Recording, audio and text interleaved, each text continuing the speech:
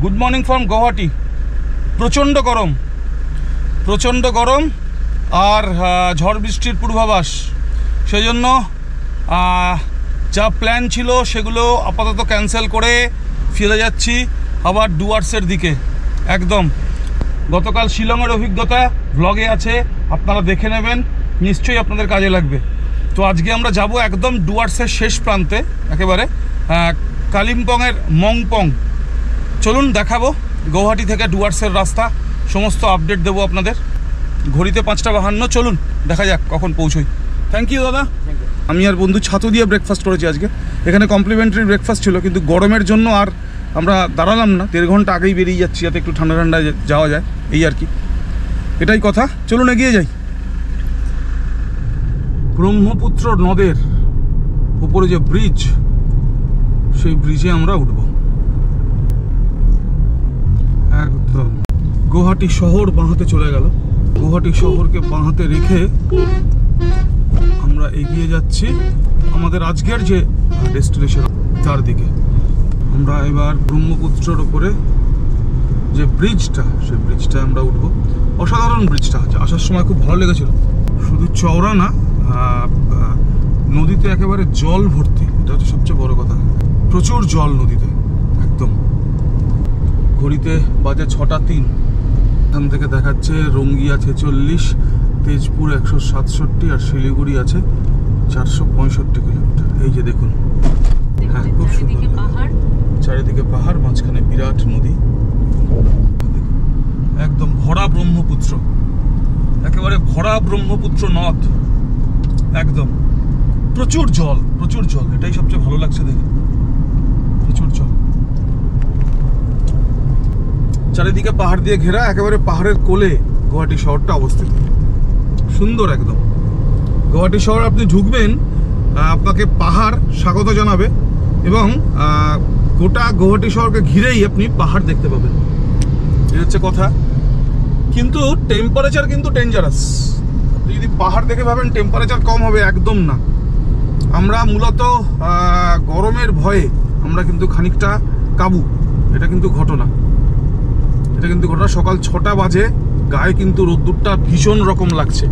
দেখে কতটা বুঝতে পারছেন জানি না, গায়ে কিন্তু রোদ্দুরটা ভীষণ রকম লাগছে 6টার সময়, সকাল 6টার সময়। টেম্পারেচারটা হ্যাভক টেম্পারেচার, একদম বলাই বাহুল্য। তো এই হচ্ছে কথা। চলুন এগিয়ে যাই। আসার সময় দেখিয়েছিলাম, যাওয়ার সময় দেখাবো কতক্ষণ সময় লাগছে, এই সবটাই। একেবারে পাহাড় দিয়ে মোড়া গুয়াহাটি শহর। গুয়াহাটি শহর যখন আপনি ঢুকবেন, বা গুয়াহাটি শহর থেকে যখন আপনি বেরোবেন, এরকম পাহাড় আপনার চোখে পড়বে। খুব সুন্দর দেখতে, খুব সুন্দর লাগে, বলাই বাহুল্য। পাহাড়গুলো ন্যাড়া নয়, প্রচন্ড সবুজ। হ্যাঁ, এবং পাহাড়গুলো ন্যাড়া নয়, একেবারে সবুজ পাহাড় যাকে বলে, একদমই তাই।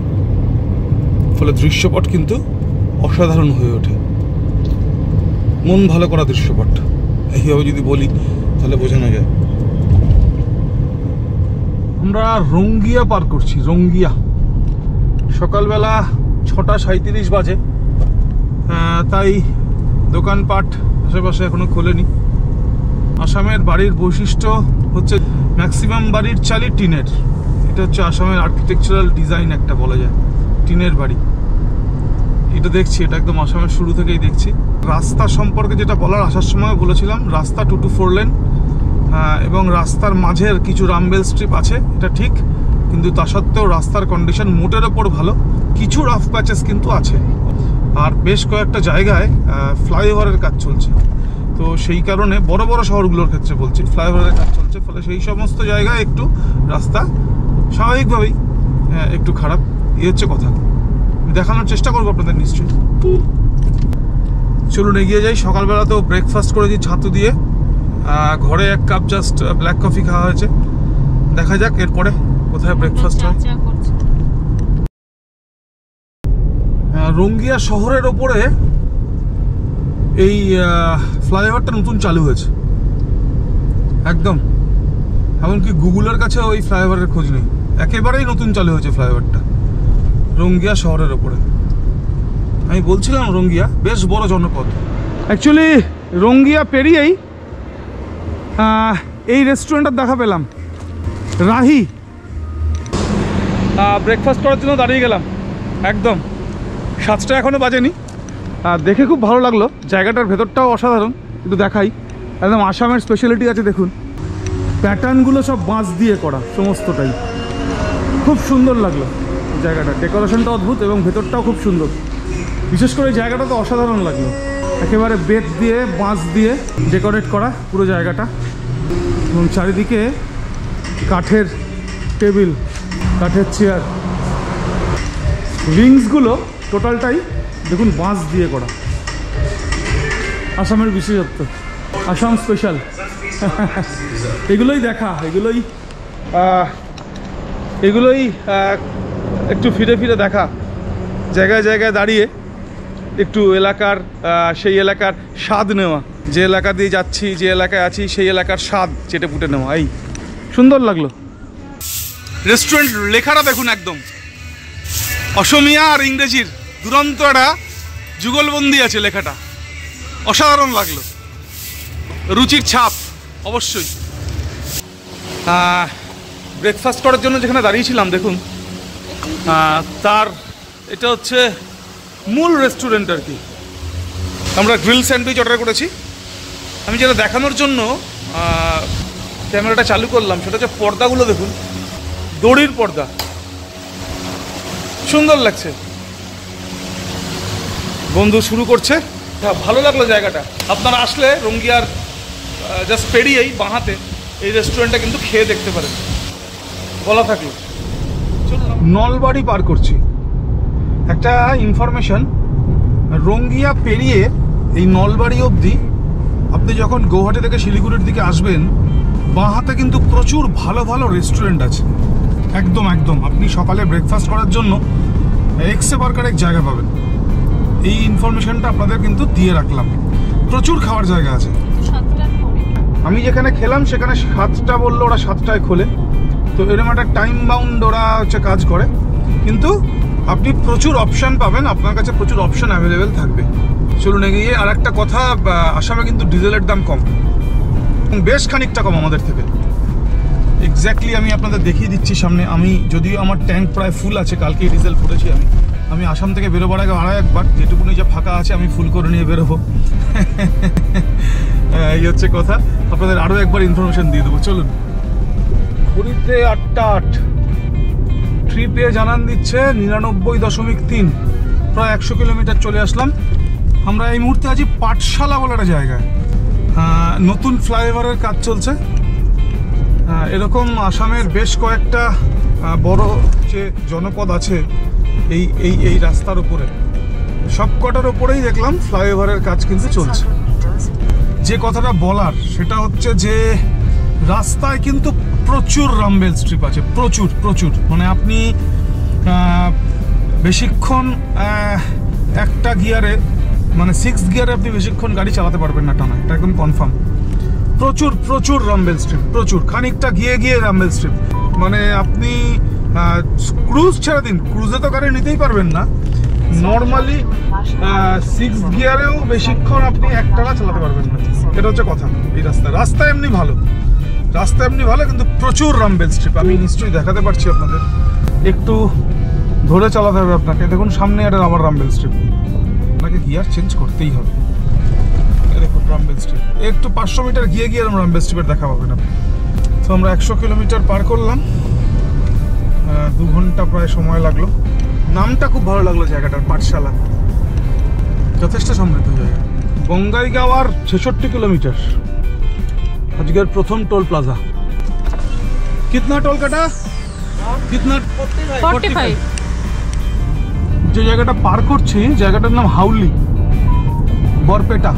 বঙ্গাইগাঁও আর ওই অ্যাপ্রক্সিমেটলি 60 কিলোমিটার। আর আলিপুরদুয়ার এখান থেকে 177। হাউলি বেশ বড় জনপদ।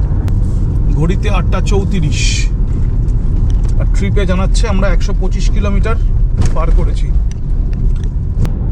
হাউলিতে বেশ কিছু থাকার জায়গা দেখতে পাচ্ছি, খাওয়ার কিছু দোকানও আছে। ভুল না করি ডান হাতে চলে গেল মানস ন্যাশনাল পার্ক, এখান থেকে 22 কিলোমিটার। আর এখান থেকে বঙ্গাইগাঁও হচ্ছে 49 কিলোমিটার। শিমালগুড়ি, একটা বিরাট ফ্লাইওভারের কাজ চলছে, শিমালগুড়ি বরপেটা। চলুন এগিয়ে যাই। আজকের দ্বিতীয় টোল প্লাজা, ঢালাপাড়া টোল প্লাজা বলছে। অ্যাপ্রক্স 20 কিলোমিটার আপনার ধরে নিন। বঙ্গাইগাঁও। টোল কিতনা কাটা? 90। আচ্ছা, 90 টাকার টোল দিতে হলো এখানে, 90। আর আগে দিয়েছি 45, তাহলে টোটাল 135 এখনো অবধি। সামনে বঙ্গাইগাঁও পাবো আমরা। ব্রেকফাস্টটা যেহেতু ভালো ব্রেকফাস্ট হয়েছে, সেজন্য মোটামুটি আমরা ঠিক আছি আর কি, একদমই ঠিক আছি। বন্ধু মাঝে মাঝে ভিডিও টিডিও করছে, এই গল্প করতে করতে গান শুনতে শুনতে এগিয়ে যাওয়া। চলুন এগিয়ে যাই। শিলিগুড়ি 270, বঙ্গাইগাঁও 10। আমাদের ডান দিকে ঘুরতে হবে এবার। সোজা চলে গেলে বক্সিরহাট, আমরা চলে যাব টুয়ার্ডস বঙ্গাইগাঁও, টুয়ার্ডস শিলিগুড়ি। আলিপুরদুয়ার আর 131 কিলোমিটার, সামনেই বঙ্গাইগাঁও। 9:14 বাজে মোটে। হ্যাঁ, ঘড়িতে 9:14। আমরা বঙ্গাইগাঁও পার করছি। বঙ্গাইগাঁও বড় শহর, এবং সেই কারণে দেখুন জনবসতি বেশি, এবং সেই কারণে জ্যাম কিন্তু আছে। এই ডান দিকে যেহেতু বিরাট একটা ফ্লাইওভার হচ্ছে, এবং সেই কারণে আরও একটু জ্যামজট আছে আর কি। চলুন এগিয়ে যাব। বঙ্গাইগাঁও থেকে আর 122 কিলোমিটার আমাদের আলিপুরদুয়ার। বঙ্গাইগাঁও অয়েল রিফাইনারি আমি যাওয়ার দিন দেখিয়েছি, একটু এগিয়েই ডান হাতে পড়বে। এখান থেকে বোধহয় বঙ্গাইগাঁও অয়েল রিফাইনারি দেখা যাবে না, ঠিক উল্টো দিকটায়। ফ্লাইওভার আছে না? এখন যে কাজটা আমি করব সেটা হচ্ছে, যেহেতু ডিজেলের দাম কম, আমি ডিজেলটা টপ আপ করাবো। আপনাদের ডিজেলের রেটটাও বলছি, চলুন। 88 টাকা 34 পয়সা আসামের ডিজেলের লিটার। আচ্ছা, বঙ্গাইগাঁও সবচেয়ে কম, এটা বঙ্গাইগাঁও। আচ্ছা, 88 টাকা 34 পয়সা এখানে ডিজেলের লিটার বঙ্গাইগাঁওতে। চলুন এগিয়ে যাবো আবার। यहाँ पे कितना टोल कटा? 100। Thank you. 3 number toll plaza আজকের। তো এই টোল প্লাজায় টোল লাগলো 100 টাকা। আলিপুরদুয়ার আর 92 কিলোমিটার। একটা কথা আবার বলছি যে এই রাস্তায় আপনি বেশিক্ষণ এক গিয়ারে ড্রাইভ করতে পারবেন না, মানে টপ গিয়ারে, অর্থাৎ সেটা 5th গিয়ার হোক অথবা 6th গিয়ার হোক, আপনি বেশিক্ষণ এক গিয়ারে ড্রাইভ করতে পারবেন না। এক কারণ রামবেল স্ট্রিপ, একদম আপনার স্পিডকে কন্ট্রোল রাখবে ঠিক, কিন্তু অ্যাকচুয়ালি আপনার গাড়ি দেখুন, এই যে হঠাৎ করে বাম্পারে এসে হাজির হবে, আপনার গাড়ি হঠাৎ করে নেচে উঠবে।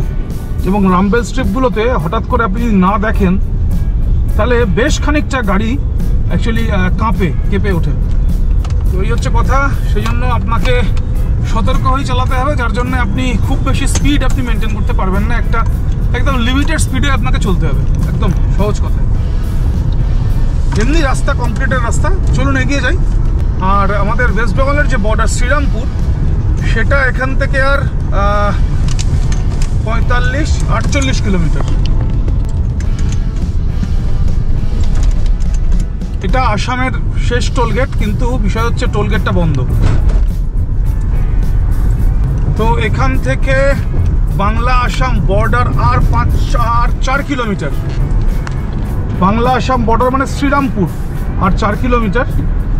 মাঝে মধ্যে রামবেল স্ট্রিপ আপনার গতিকে একেবারে নিয়ন্ত্রণের মধ্যে রাখবে, গাড়িকে কাঁপিয়ে একেবারে। দেখুন সামনেও আছে।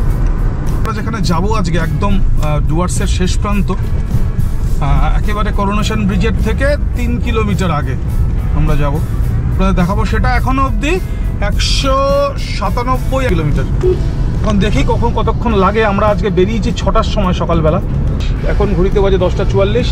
আমরা আজকে এখনো অবধি অতিক্রম করলাম 255 কিলোমিটার। দেখি কতক্ষণ লাগে একেবারে ডুয়ার্সের শেষ প্রান্তে পৌঁছতে। চলুন এগিয়ে যাই। বাংলা আসাম বর্ডার দেখাচ্ছে। আসাম থেকে আমাদের ডুয়ার্সে আসা, তার সমস্ত অভিজ্ঞতাটা আমরা চেষ্টা করলাম আপনাদের সঙ্গে শেয়ার করতে। আরও সামনে যা যা আসবে সব অভিজ্ঞতায় শেয়ার করব। কতক্ষণ লাগছে, রাস্তার কী অবস্থা, খাওয়া দাওয়ার কোথায় পাবেন, পথে যেতে যেতে কী পড়বে, ইত্যাদি ইত্যাদি সমস্ত কিছুই চেষ্টা করব শেয়ার করতে আপনাদের সঙ্গে। থাকুন আমাদের সঙ্গে। চলুন আবার বাংলা আসাম বর্ডারে গিয়ে দেখা হচ্ছে। চলুন এগিয়ে যাই। আমরা একদম বাংলা আসাম সীমান্তে উপস্থিত। দেখুন বাঁদিকে এটা হচ্ছে আসামের ইন্টিগ্রেটেড চেকপোস্ট, শ্রীরামপুর জায়গাটার নাম। আমরা আসাম ছাড়িয়ে আবার আমরা বাংলায় প্রবেশ করব। এই বোধহয় আমরা ওয়েস্ট বেঙ্গলে আবার ঢুকলাম। ঘড়িতে বাজে 10:56। আমরা আজকে এখনো অবধি 266.5 কিলোমিটার পথ পার করেছি। সকালবেলা 6টায় আমরা বেরিয়েছি গুয়াহাটি থেকে। আমরা পশ্চিমবঙ্গে ঢুকেছি এই কিলোমিটার 2 আগে। রাস্তার কথা যেটা বলবো সেটা রাস্তা 2 to 4 লেন হাইওয়ে, এরপরে আবার সিঙ্গেল লেন হয়ে যাবে। আমাদের বাংলা বর্ডার বা বাংলা বর্ডারের পরে আর খানিকটা আপনি 2 to 4 লেন হাইওয়ে পাবেন। এবং রাস্তা ভালো, আনডাউটেডলি রাস্তা ভালো। শুধু একটাই হচ্ছে যে সমস্যা, সেটা হচ্ছে রাস্তার ওপরে প্রচুর রামবেল স্ট্রিপ রয়েছে। আপনাদের দেখাতে দেখাতে এলাম। ধরুন হাইওয়ে যেহেতু একটা মিনিমাম একটা স্পিড থাকে, এবং হঠাৎ করে যদি দেখি সামনে বাম্পার, সেক্ষেত্রে কিন্তু অসুবিধা আমাদের সবার হয়, নতুন করে বলার কিছু নেই। ডুয়ার্সের রাস্তা কিন্তু সিঙ্গেল লেন হলে ডুয়ার্সের রাস্তা কিন্তু পুরোটাই ভালো। আপনার আলিপুরদুয়ার থেকে হাসিমারা ওই মাঝখানটা একটু খারাপ আছে, প্যাচি আছে। এছাড়া ডুয়ার্সের কিন্তু গোটা ডুয়ার্সের রাস্তা কিন্তু এই মুহূর্তে খুব ভালো, মখমলি একদম, বলাই বাহুল্য, এটা বলতেই হয়। আবার খানিকটা গিয়ে দেখা হচ্ছে। একেবারেই আসাম সীমান্তের এটা একটা অংশ, বারোবিশা জায়গাটা কিন্তু একটা বড় বিজনেস স্পট। বারোবিশা একেবারে আসাম সীমান্তের কাছে, তাই মনে হলো একবার একটু আপনাদের দেখাই। পশ্চিমবঙ্গে ঢুকে প্রথম টোল। কিতনা কাটা টোল কা? 50 টাকা টোল কাটলো। বারোবিশা ছাড়িয়ে খানিকটা এসছি, সামনে আলিপুরদুয়ার। আলিপুরদুয়ারের 10 কিলোমিটার আগে থেকে রাস্তা আবার সিঙ্গেল লেন হয়ে গেল, ডাবল লেন শেষ হলো, এবং এই গোটা ডুয়ার্স জুড়েই সিঙ্গেল লেন চলবে। এইখানে একটু প্যাচি আছে রাস্তা, আর আলিপুরদুয়ার থেকে হাসিমারার মাঝখানটা কয়েকটা রাফ প্যাচ আছে। এ বাদ দিয়ে রাস্তা কিন্তু ডুয়ার্সের অসাধারণ রাস্তা। আপনাদের সাথে নিশ্চয়ই শেয়ার করব অভিজ্ঞতা, আপনাদের নিশ্চয়ই দেখাবো। সিঙ্গেল লেন বলে ড্রাইভ করতে অসুবিধা হবে এরকম ভাবার কোনো কারণ নেই। সিঙ্গেল লেন রাস্তা ভালো এবং যথেষ্ট চওড়া রাস্তা, ফলে আপনি অনায়াসে ড্রাইভ করবেন এবং আপনার স্পিডে আপনি ড্রাইভ করবেন, মোটামুটি কম বেশি বলাই যায়। এই হচ্ছে কথা। আলিপুরদুয়ার আর 10 কিলোমিটার। আমরা ডাবরি টি এস্টেট পেরিয়ে ঠিক সেই জায়গায় আমরা আছি যেখান থেকে 8 কিলোমিটার আলিপুরদুয়ার। এ দেখুন, এখান থেকে 8 কিলোমিটার বাঁদিকে গেলে আলিপুরদুয়ার। আর এখান থেকে একটু নেমেই আবার আপনি যদি বাঁদিকে ঘোরেন, আপনি বক্সা এবং জয়ন্তী চলে যাবেন। এই হচ্ছে সেই মোড়, বক্সা জয়ন্তী মোড়। আমরা এগিয়ে যাব হাসিমারার দিকে।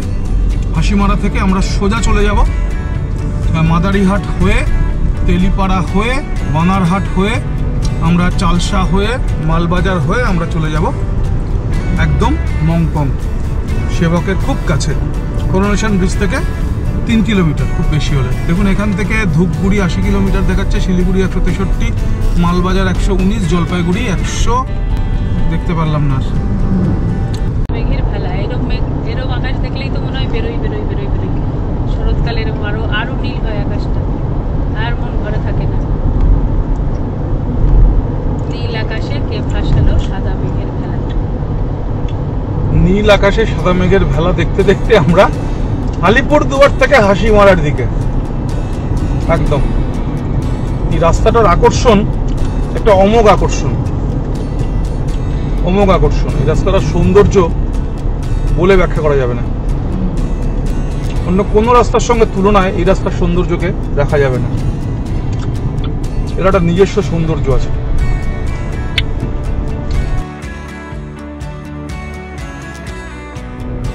আমরা হাসিমারা চলে এসেছি। এই বাঁ দিকের যে মোড় আছে, এই বাঁ দিকের মোড় দিয়ে ঢুকে গেলে আপনি চিলাপাতা পেয়ে যাবেন। এইখান থেকে চলে গেলে, বাঁ হাতে চলে গেলে আপনি চলে যাবেন সোজা চিলাপাতা। এবং মালাঙ্গি লজ যদি যেতে চান, তাও এই বাঁ দিক দিয়ে ঢুকলেই আপনি মালাঙ্গি লজ পেয়ে যাবেন। এখানকার সবচেয়ে বড় ল্যান্ডমার্ক হচ্ছে এই বাঁ হাতের এই বিল্ডিংটা, গুরুদ্বারা। এই গুরুদ্বারা দেখলেই বুঝবেন সামনে মোড় আছে, এবং সামনে মোড় ঘুরলেই আপনি চিলাপাতা পৌঁছে যাবেন। এবং আপনি যদি মালাঙ্গি লজ যেতে চান, ওয়েস্ট বেঙ্গল ফরেস্ট ডিপার্টমেন্টের এই মোড় থেকেই আপনি মালাঙ্গি লজ পেয়ে যাবেন। এই হচ্ছে কথা। হাসিমারা পার করছি, ঘড়িতে এখন একদম 12টা বাজবো করছে, 11টা 58। আমার ট্রিপে দেখাচ্ছে এখন অবধি পার করেছি 329 কিলোমিটার। চিলাপাতা যদি আপনি সাফারি করতে চান বা চিলাপাতার মধ্যে দিয়ে আপনি যদি যেতে চান, তাহলে খানিকটা এগিয়ে এই মোড় থেকে কোদালবস্তি গেট বলে একটা গেট আছে, ওই গেট থেকে আপনাকে পারমিশন করাতে হবে, এবং কোদালবস্তি গেট থেকে পারমিশন করিয়ে আপনি নিজে ড্রাইভ করেও চিলাপাতার জঙ্গলের ভেতর দিয়ে, সেই চিলাপাতার জঙ্গলের ভেতরের যে পিচ রাস্তা, সেই পিচ রাস্তা দিয়ে কিন্তু আপনি যাওয়া আসা আপনি করতে পারবেন। আর সাফারি করার জন্য এই কোদালবস্তি গেট থেকেই আপনার গাড়ি ভাড়া পাওয়া যায়। খুব সুন্দর চা বাগান আছে এখানে। আবার খানিক পরে দেখা হচ্ছে। আমরা মাদারিহাট ক্রস করছি,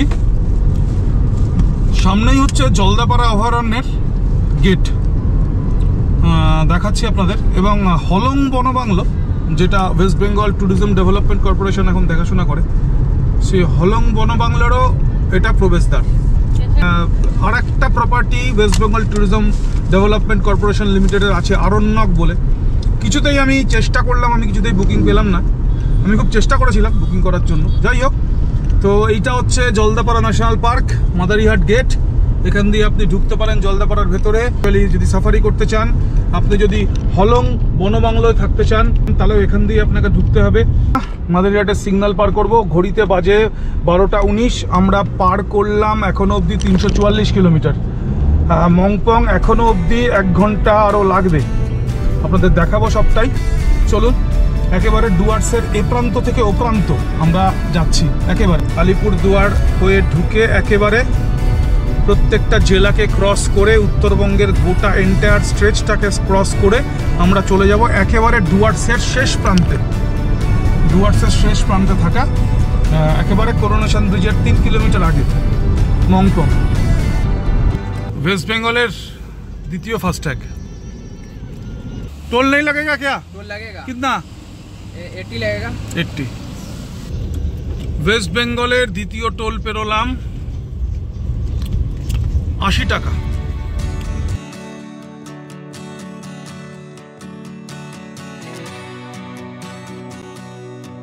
वेस्ट बेंगल ढोकार पर এটা আমাদের তৃতীয় toll gate, Shulkapara toll plaza. ডুয়ার্সে এই দুটো টোল প্লাজাই পড়ে, আগের যেটা পেরোলাম আর এইটা। বাহ, অটোমেটেড সিস্টেম একদম, কাউকে জিজ্ঞেস করার কিছু নেই। এখানে খুব সম্ভবত 95 টাকা কাটে অ্যাকচুয়ালি, যাওয়ার সময় তো সেরকমই মনে হচ্ছিল। মালবাজার 19 কিলোমিটার, ঘড়িতে বাজে 1:25। আমরা এখন অবধি পার করলাম 402 কিলোমিটার। এখানে কিন্তু টুকটাক হোটেল কিন্তু হয়েছে, অল্প বিস্তর হোটেল কিন্তু এই রাস্তার আশেপাশে কিন্তু হয়েছে। খাওয়ার হোটেল বা থাকার হোটেল যাই বলুন, দু একটা দেখলাম আছে। মালবাজার 17 আর চালসা 10 কিলোমিটার। হ্যাঁ, জলঢাকা নদী পেরোচ্ছি, জল আছে অল্প, জলঢাকার ব্রিজ পেরোচ্ছি। আর সামনেই সেই নাগরাকাটা বাতাবাড়ি, সেই রাস্তাটা পাবো, আমার ফেভারিট রাস্তা। এখনো যাওয়ার সৌভাগ্য হয়নি। এই যে বাতাবাড়ি 13 কিলোমিটার, বাঁ দিকে নাগরাকাটা বাতাবাড়ি রোড এবং বন্ধ। চলুন এগিয়ে যাই। আমরা একেবারে গরুমারা ন্যাশনাল পার্কের ভেতর দিয়ে এই মুহূর্তে যাচ্ছি। একদিকে গরুমারা, একদিকে চাপড়ামারি।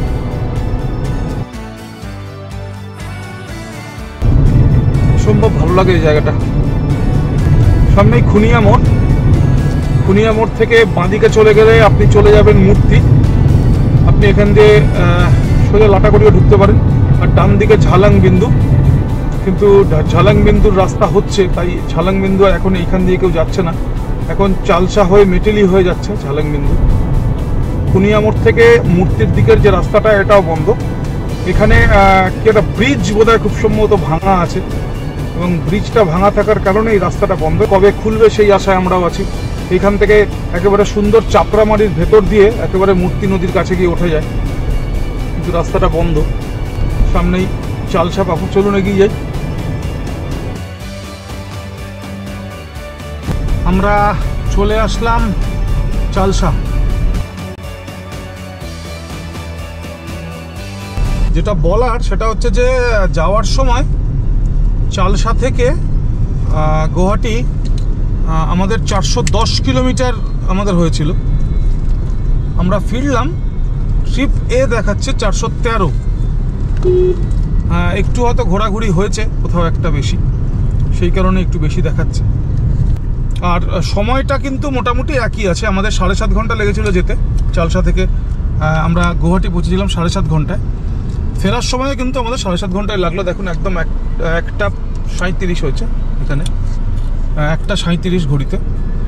আমরা সকালবেলা বেরিয়েছিলাম 6টার সময়, সেই হিসাব যদি আপনি একদম করেন তাহলে 7.5 ঘন্টাই হয়। আমরা গেছিলাম চালসা থেকে, আমরা আজকে ফিরবো মংপংয়ে। এখান থেকে মংপং ধরে নিন আরও অ্যাপ্রক্স 30 কিলোমিটার, আমাদের ওই 2টোর কাছাকাছি বাজবে। মালবাজার পেরিয়ে, এলেনবাড়ি টি এস্টেট পেরিয়ে, রংডং পেরিয়ে মংপং, একেবারে করোনেশন ব্রিজের গোড়ায়। করোনেশন ব্রিজ থেকে মংপংয়ের ডিস্টেন্স হার্ডলি 3 কিলোমিটার, তার বেশি নয়। চলুন দেখি একেবারে ডুয়ার্সের শেষ প্রান্তে আমরা কখন পৌঁছই। খিদে আমাদের আবার একটু পেয়েছে।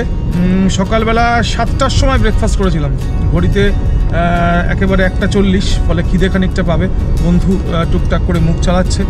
আমি একেবারে পৌঁছে, আমাদের মংপংয়ে বলা আছে, খাবার বলে দেওয়া আছে, গরম গরম ভাত থাকবে। একদম চেনা জায়গা, যেহেতু একেবারেই চেনা জায়গা, চেনা মানুষজন আছে ওখানে, তাই এটা সুবিধা। চলুন এগিয়ে যাই, আবার দেখা হচ্ছে। ব্যস্ত শহর মালবাজারকে পেরোচ্ছি, একেবারেই ব্যস্ত শহর। মালবাজারের ব্যাপ্তি এখন অনেকটাই। মাল নদীকে একটু আগেই পেরোলাম, মালবাজারের একেবারে গায়ে মাল নদী। এরপরে ওদলাবাড়ির পরে খানিকটা এগিয়েই আমাদের গন্তব্য আমরা পাবো। আমরা ওদলাবাড়ি ঢুকছি, ওদলাবাড়ি।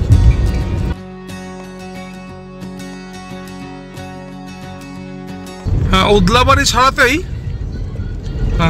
কালিম্পংয়ের পাহাড়ের সিলুয়েটগুলো চোখে পড়ছে। এটা ঘিস ব্রিজ।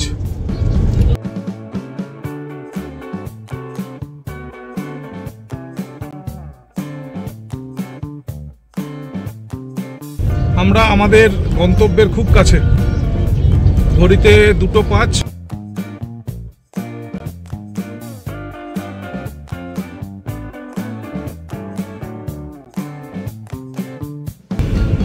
বাগড়াকোট পেরিয়ে রংডং এর দিকে, রংডং পেরিয়েই মংপং। ঘড়িতে 2:14, ট্রিপ এ দেখাচ্ছে 445.5। আমরা আমাদের গন্তব্য, আজকের গন্তব্য মংপংয়ের খুব কাছে। প্রায় 8 ঘন্টা 15 মিনিট সময় লাগলো। 2-3 মিনিটের মধ্যেই আমরা পৌঁছবো আমাদের গন্তব্যে। তো আমি একটু আগে থেকেই দেখাচ্ছি যাতে আপনাদের একটু দেখতে সুবিধা হয় বা বুঝতে সুবিধা হয়। আমাদের ডুয়ার্সের একেবারে শেষতম জনপদ। আপনি যখন ডুয়ার্সের ভেতর থেকে আসবেন, আপনি ডান হাতে পাবেন মংপং থানা, আর বাঁ হাতে নেমে যাবে হচ্ছে মংপং ইকো ট্যুরিজম রিসোর্ট। আমার রিভিউ আছে মংপংয়ের উপরে, 2টো রিভিউ আছে আমার চ্যানেলে। আমার অত্যন্ত প্রিয় জায়গা। একেবারেই চলে এসেছি মংপংয়ে। এই দেখুন মংপং, ওদিকে লেখা। ডান দিকে হচ্ছে মংপং পুলিশ স্টেশন, আপনাকে যেটা বলছিলাম, মংপং পুলিশ ফাঁড়ি ডান দিকে। আর আমরা বাঁ দিকে নেমে যাব মংপং ইকো ট্যুরিজম রিসোর্ট। এই দেখুন বাঁ দিকে আছে মংপং ইকো ট্যুরিজম রিসোর্ট। আমরা এইখান দিয়ে নেমে যাব। এই গেটটি নতুন লাগানো হয়েছে, এই গেটটি ছিল না, এই গেটটি নতুন লাগানো হয়েছে। বাহ, আমি 2 মাস আগেও এসেছি, এই গেটটা দেখিনি। Mongpong timber sell depot.